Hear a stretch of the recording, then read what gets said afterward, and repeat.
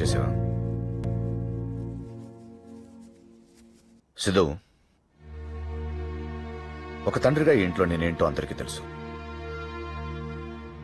ఈ అరవింద్ అంటే నేను ఒక్కడనే కాదురా, మీరందరూ కలిస్తేనే ఈ అరవింద్.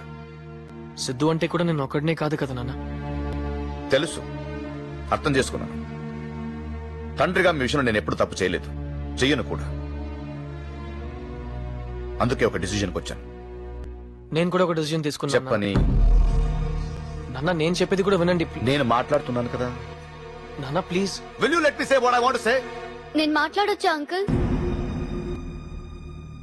హాస్ని ఒక నిమిషం ఉండు. నాన్న నేను వీడు నాకు వద్దు అంకుల్, నేను వెళ్ళిపోతున్నా.